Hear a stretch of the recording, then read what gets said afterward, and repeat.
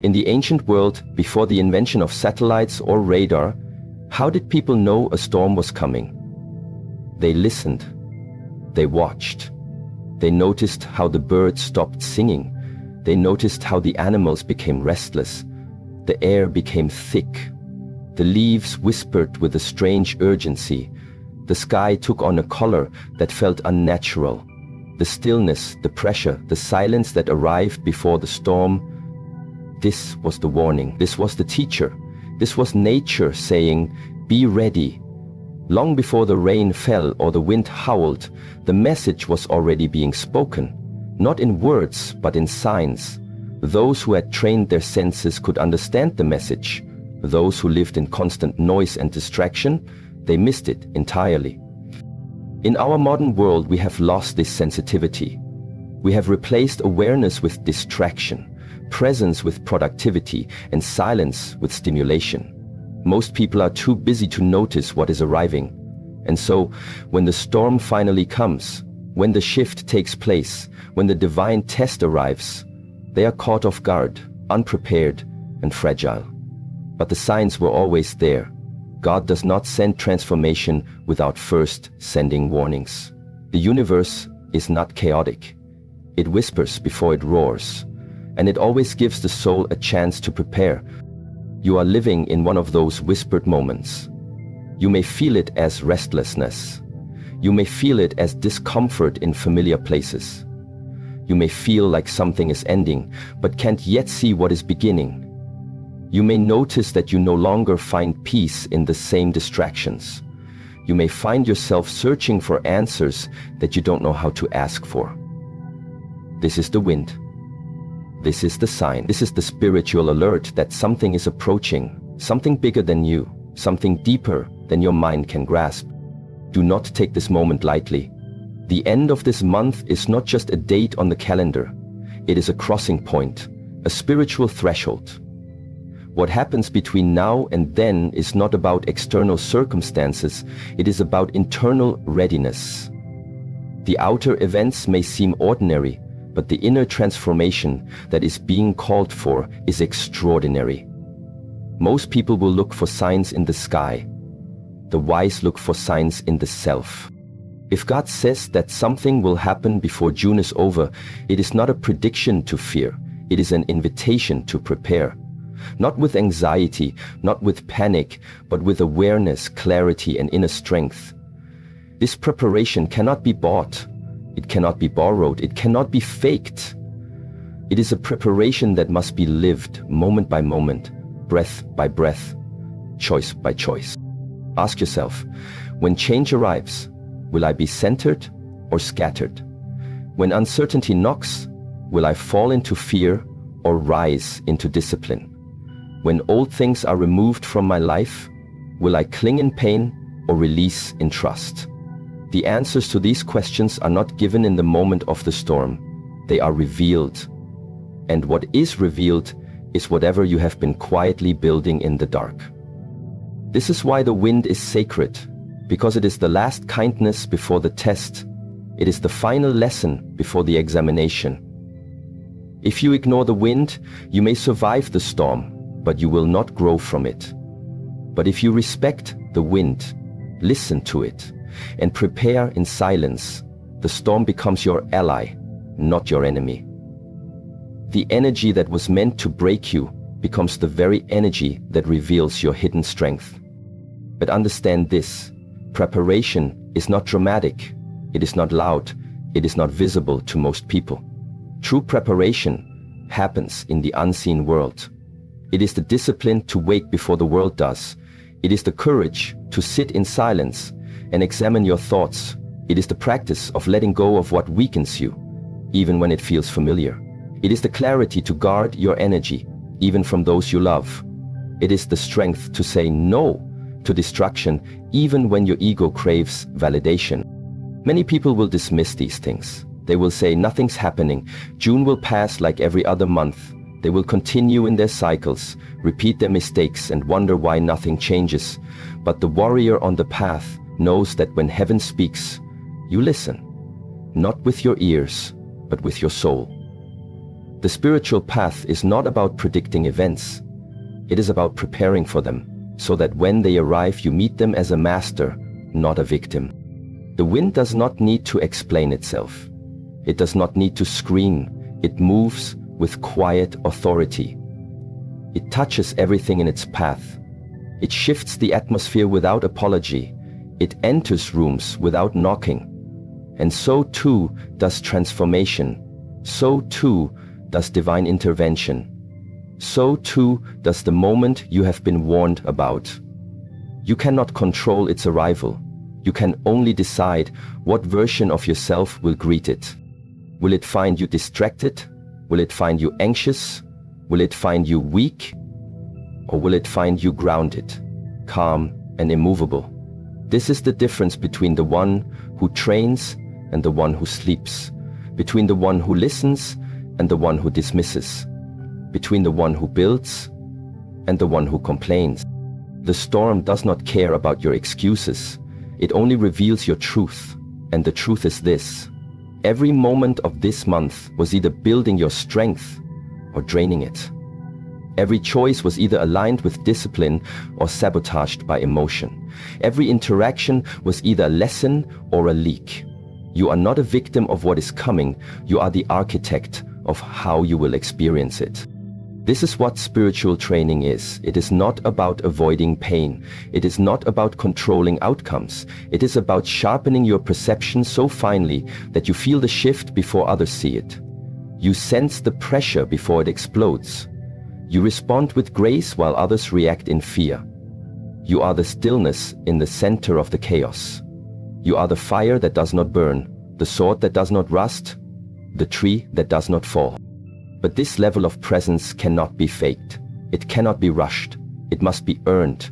It must be forged in the quiet hours when no one is watching, in the small sacrifices, in the unnoticed acts of courage, in the silent disciplines, in the forgiveness that frees you, in the thoughts you do not indulge, in the emotions you choose to master instead of obey. All of this is your training. All of this is your preparation. And now the wind has come. The whisper is growing louder. The pressure is increasing. The signs are everywhere, not in headlines, but in your own spirit. You feel it. You know it. Something is arriving, not to destroy you, but to test the quality of your awareness. To ask you, have you been preparing or pretending? Because when June ends, something shifts. Maybe not in the world, maybe not in the visible, but in your alignment with your purpose, in your clarity about what must stay and what must go, in your courage to walk forward without waiting for permission. This is the doorway. This is the moment. This is the threshold between the version of you that was surviving and the version of you that is ready to lead. But you cannot cross it with noise. You cannot cross it with fear. You cannot cross it with laziness. You must meet it as the wind meets the mountain, without resistance, without apology, with full presence. This is how you rise. This is how you align. This is how you honor the warning that was given to you out of divine mercy, not divine punishment. So listen again, not with your ears, but with your soul. What is the wind saying to you? What is the lesson in your restlessness? What is the invitation behind your discomfort?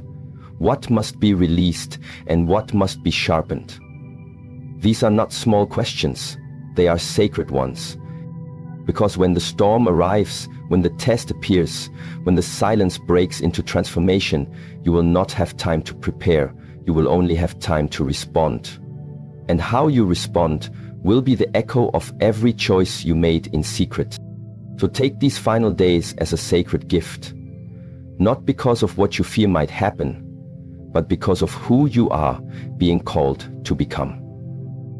And remember, the wind always warns before the storm. The only question is, are you listening? When the winds shift, when silence thickens, and when the world seems to pause with a strange tension in the air, most people do not listen. They react. They interpret the stillness as unimportant. They confuse peace with safety, and they mistake delay for escape. But spiritual laws are not like human routines. What you do not respond to with discipline, you will face later with regret. That is the law. When a warning is given, when God allows a whisper to reach your spirit, it is not a moment to wait and wonder. It is a call to prepare. But preparation is a foreign concept to the undisciplined. The undisciplined crave comfort. They are addicted to motion, to emotion, to validation. They interpret a warning as fear-mongering, and they run to distractions instead of truth. When a teacher speaks, they scroll. When a storm brews, they sleep. When the soul feels the pull to change, they negotiate instead of surrendering. And this is why, when transformation arrives, they panic, because they never truly believed it would come. They heard the words, but did not carry them in their bones. They were too busy to notice, too distracted to feel, too proud to bow. So when the moment comes, when the shift happens before June ends, they will not be ready, not because the divine did not warn them, but because they ignored every moment they were given to prepare. On the other path walk the disciplined. The disciplined do not wait to be told twice. The disciplined do not live according to emotions. The disciplined do not seek excitement, they seek alignment. The moment the whisper is heard, the disciplined adjust. When the body feels restlessness, they sit and listen. When a teaching resonates, they write it down, reflect, and embody it. When a lesson repeats itself, they stop blaming the world and start refining the self. This is not because they are better, it is because they have suffered. They have learned that the price of ignoring inner truth is far greater than the discomfort of preparation. So they move in silence. They remove what weakens them. They examine what they consume. They reduce noise and increase presence. They train their mind like a sword, sharp, still, and steady. When others ask, "What are you preparing for?" the disciplined answer, "For the moment that finds most people sleeping." This is the separation that will occur before June is over. Not a separation of people, but of readiness. The undisciplined will panic. The disciplined will prepare. Not because one is favored by God, but because one chose to listen. The path of the disciplined is not easy.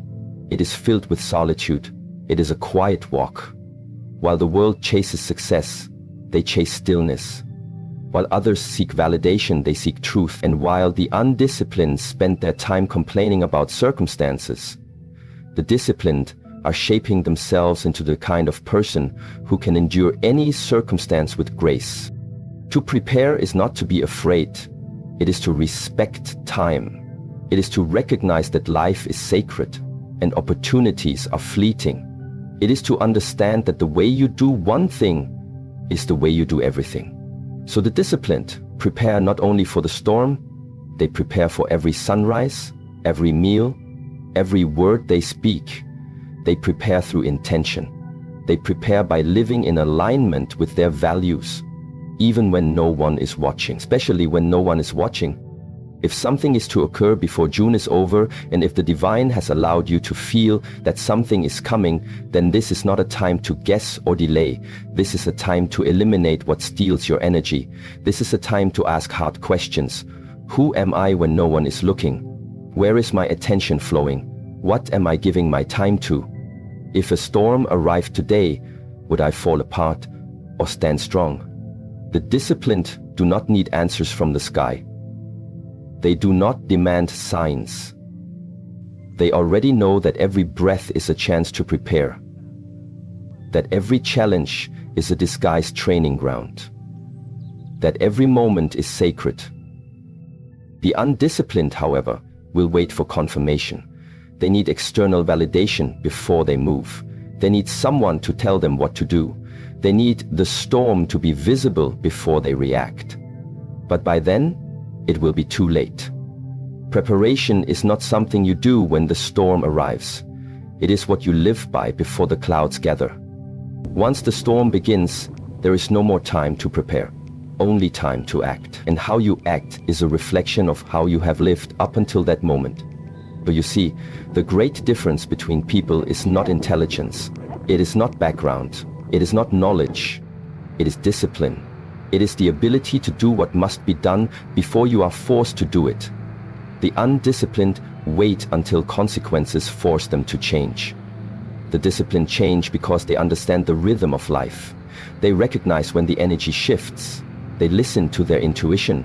They train for what others pretend will never arrive. To live without discipline is to gamble with your future. It is to hope that luck will save you when preparation could have. It is to expect that a good heart is enough to withstand the weight of an untrained mind. It is to walk into the forest without a compass, hoping you will not get lost. The undisciplined hope. The disciplined build. And what must be built now is not external, not a house, not a business, not a status. What must be built is internal. Inner calm, inner control, inner strength. These are the tools that will serve you when June ends and the storm has arrived. When people panic, it is not because the world is falling apart. It is because their inner world was already fragile.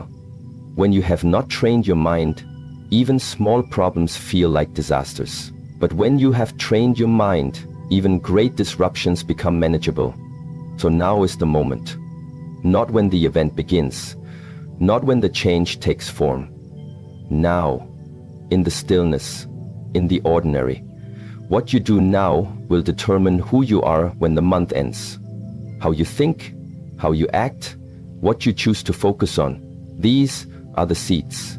And when the rain comes, what you have planted will either nourish you or haunt you. The disciplined understand this law. That is why they do not wait. They do not rely on motivation. They train without emotion. They practice regardless of applause. They let go of what drains them. They focus on what builds them. And they do it every day, even when they feel nothing is changing. Because they know, deep within, that the invisible transformation is always happening before the visible arrives. The time for comfort is over. The time for delay is over. You are not here to wander through another month repeating the past. You are not here to carry the same weakness into the next chapter. If God has whispered to your heart that something will happen before June is over, then do not ask for more time. Ask for more discipline. Ask for the courage to prepare, even when you don't know what exactly is coming. Because real preparation is not about details. It is about foundation. Build your foundation now. Strengthen your routines. Cleanse your space. Sharpen your thoughts. Feed your spirit. Speak with honesty. Move with grace. And stop explaining yourself to those who do not understand your silence. You do not need permission to grow. You need presence. You need consistency. And you need the humility to accept that discipline is your teacher, not your enemy. Yes, you will be tempted. You will be tempted to ignore this, to continue as usual, to wait until you feel ready. But the truth is, readiness does not come from waiting. It comes from preparing. Waiting builds weakness. Preparation builds wisdom. The choice is always yours. The outcome, however, is not. When the day comes, when the transformation arrives, you will not have time to learn calmness. You will need to be calm. You will not have time to practice letting go. You will need to release instantly. You will not have time to create boundaries. You will need to enforce them with power. These things must be trained now, in the silence, in the ordinary, in the shadows, where only your spirit watches. And this is why the disciplined are never truly surprised, not because they predict the future, but because they live prepared for it. They do not know exactly what is coming, but they know what kind of person they must be to meet it. And they train every day to become that person. So look at yourself without excuses, without delay, without emotion. Are you preparing or are you procrastinating? Are you walking the path or just talking about it? Are you hoping or are you training? Before June ends, something will shift. Maybe in your world, maybe in your mind, maybe in your spirit. But the result will not be random. It will reflect how you live these final days. The warning was given, the whisper has arrived, the wind is rising, and now the only question is, will you panic or will you prepare? There is a moment in every seeker's life when the path begins to narrow, not physically, but spiritually. At first the journey begins wide, many voices, many options, many companions walking beside you. There is excitement in the beginning. The teachings are fresh, the changes are dramatic, the progress is visible. You feel supported by others who are walking similar roads. But then something starts to happen. The deeper you go, the fewer people understand you. The more silent you become, the more isolated you feel. The further you progress, the more intense the inner demands become. This is the narrowing of the path. And it is not a punishment. It is a sacred sign. There is no wide gate to mastery, no crowded highway to spiritual awakening. The deeper truths are not found where everyone is looking. They are revealed in solitude, in discomfort, in uncertainty. The path narrows to protect what is sacred. It narrows to show you who is truly walking and who is only wandering. It narrows so that what is false can no longer walk with you. And when it narrows, the undisciplined turn back, but the courageous move forward. Before June is over, this narrowing will intensify. You may feel it already. Old habits suddenly feel unbearable. Old conversations drain your energy faster than ever. Certain people you once resonated with now feel foreign. Places that once gave you joy now make you restless. This is not something wrong. This is not an error. This is the echo of your growth. It is your spirit shedding the unnecessary. The soul preparing you for the threshold. The divine closing doors so you no longer hide in rooms that were too small for your destiny. But this narrowing is not comfortable. It requires courage. Courage to be misunderstood. Courage to be alone. Courage to let go of what once made you feel safe. The path will not always offer applause. It will not always provide company. It will not always be filled with signs that you are on the right track. Sometimes the silence is the sign. Sometimes the loneliness is the proof. Sometimes the absence of support is the exact pressure that builds your inner power. People often ask, how do I know I'm growing? The answer is not in how many people agree with you. It's not in how many followers you have or how much validation you receive. Growth shows up in how much you're willing to lose for truth. It shows up in how much silence you can sit in without reaching for a distraction. It shows up in how deeply you trust your path, even when the road is empty. And that is the essence of this moment. What is coming before the end of this month is not a grand announcement. It is not a visible explosion. It is a shift that only those walking the narrow path will fully feel. It is a moment that separates the talkers from the doers, the believers from the seekers, the spiritual tourists from the silent warriors. You do not need to fear it, but you must not ignore it, because once the path narrows, going back is not an option. What once fit in your life no longer belongs there. What once made sense now feels heavy. You cannot force the past into the present without suffering. To walk the narrowing path, you must become light. You must release the baggage of overthinking. You must surrender the masks you wore to please others. You must let go of the need to explain your decisions to those who don't see your vision. This is not about arrogance. This is about alignment. There is a voice inside you that is getting clearer. A direction that is calling you with more urgency. You cannot walk that way and carry everyone's expectations. You cannot climb the mountain and hold on to every opinion. And this is the test. Not everyone will understand your silence. Not everyone will applaud your discipline. Not everyone will accept your transformation. Some will try to pull you back to who you used to be, not because they are evil, but because your growth threatens their comfort. And this is where courage is required. Not the courage to fight them, but the courage to keep walking with compassion, the courage to bless them and continue on your path, the courage to trust that what you are becoming is more important than who you used to be. There is a loneliness to transformation that no one talks about. There is an ache in becoming that no book can prepare you for. But this ache is holy. It is the dissolving of illusions. It is the pruning of what is false. It is the refinement of your spirit. And it is only those who have the courage to stay in that fire that come out forged, focused, and free. As the path narrows, you will notice your senses becoming sharper. You will no longer tolerate confusion. You will no longer entertain lies. You will begin to see things others do not. You will begin to hear what others ignore. Your life will become quieter but more meaningful, smaller in noise but deeper in purpose. This is not regression. This is realignment, and it is preparing you for what is ahead. Because what God is allowing before June ends is not random. It is a divine shift, a spiritual tightening, a moment that demands full attention. The undisciplined will see it as unnecessary. They will say, "Why make things so difficult?" But the courageous will know that the path is not becoming harder. It is becoming honest. It is no longer allowing you to pretend. And in that honesty, there is a strength that no comfort could ever offer. If your life feels like it's being stripped down, reduced, quieted, or narrowed, it is not a loss. It is a purification. You are being made ready. You are being asked to walk without the crutches, to stand without the noise, to trust what cannot yet be seen. The reward is not in what you gain, but in who you become. You will be stronger. You will be clearer. You will be untouchable by chaos, not because life gets easier, but because your inner world gets quieter.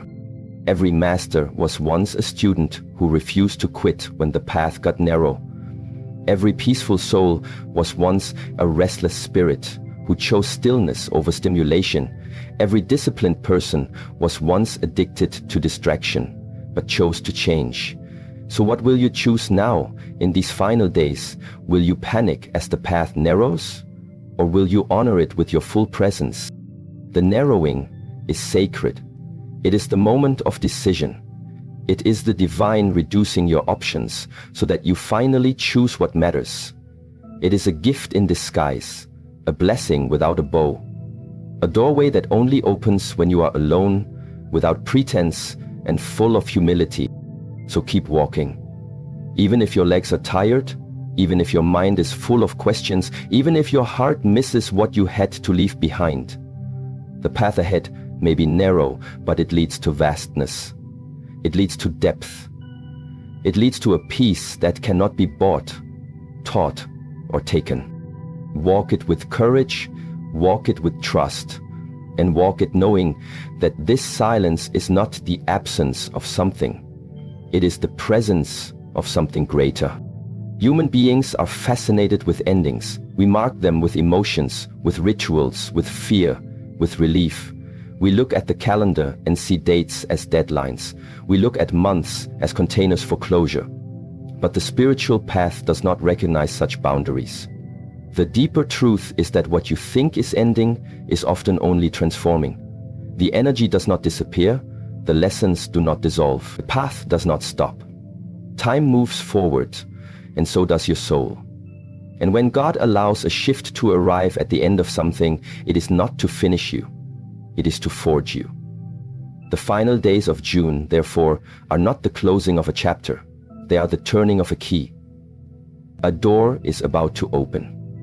But whether you walk through it in clarity or confusion depends on what you have cultivated inside yourself up until now. There is a false belief that change announces itself with drama, that beginnings come with fanfare. But in the reality of inner evolution, beginnings often come in silence. You may not even realize what has started until much later. A new mindset, a new level of discipline, a new detachment from old patterns. These are the true beginnings.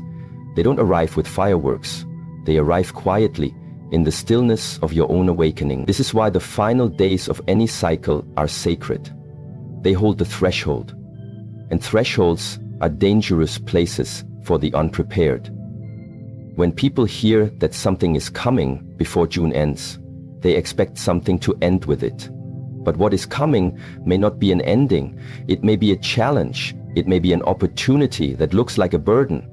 It may be a test disguised as silence. It may be clarity disguised as loss. And those who are obsessed with closure will miss the opening. Those who are looking for completion will miss the invitation, because this moment is not about finishing something. It is about stepping into a deeper version of yourself. But stepping into something new requires letting go of what you carried through the old. The untrained mind resists this. It clings to the known. It holds on to the identity that was built in fear. It prefers familiar pain over unfamiliar growth. That is why transformation feels like death to the ego, because something must be surrendered, something must be released, something must be stripped away, so that something stronger, something simpler, something more aligned can rise in its place. The disciplined know this. They do not fear the end of the month. They do not beg for more time. They recognize that the beginning they are entering will only serve them if they have prepared properly, and preparation in the final days looks like purification, not addition but subtraction, not striving but simplifying. This is not the time to take on more. This is the time to remove what no longer fits. Ideas, habits, even relationships that cannot survive in the higher frequency of your next phase must be released. Not with resentment, but with reverence. Because they served their purpose, they brought you here, but they cannot go with you beyond this point. Beginnings are costly. They require energy, focus, and space. You cannot carry old weight into a new season and expect lightness. You cannot drag unexamined wounds into sacred spaces and expect peace. The beginning that is coming for you before June ends is not just a shift in time. It is a shift in identity. You will be called to respond to things differently. You will be asked to show restraint where you once reacted. You will be required to take ownership of your thoughts. You will be placed in situations that force your clarity to become action. And if you have not trained for this, it will feel overwhelming. But if you have trained, if you have sat in silence, if you have studied your triggers, if you have been honest with your emotions, then what comes next will not crush you. It will reveal you. Because this is the moment when God does not just test your memory of wisdom, He tests your embodiment of it. Can you live what you claim to know? Can you act with integrity even when no one is watching? Can you remain calm when the environment becomes chaotic? Can you stay silent when your ego demands to be heard? This is the real exam, and it will not wait for you to be comfortable. Many people will assume that when June ends, something outside of them will shift. But for those who are walking this path with awareness, the real shift is inside. It is the realization that nothing around you can change until something within you becomes unshakable. You are not waiting for the world to adjust. You are training to meet the world with unmovable presence. The beginning that is arriving does not need your predictions. It needs your presence. It does not require your opinions. It requires your stillness. It does not care how much you know. It cares how well you move. With grace, with clarity, with the poise of someone who no longer reacts to everything they feel. This is the fruit of true discipline. To not be controlled by the mind, but to use it like a tool. To not be carried by emotion, but to guide it with awareness. To not be enslaved by time, but to master the moment. You see, many people talk about transformation, but they only desire the results, not the responsibility. They want peace without stillness, power without humility, growth without discomfort. But beginnings are forged in the fire of discomfort.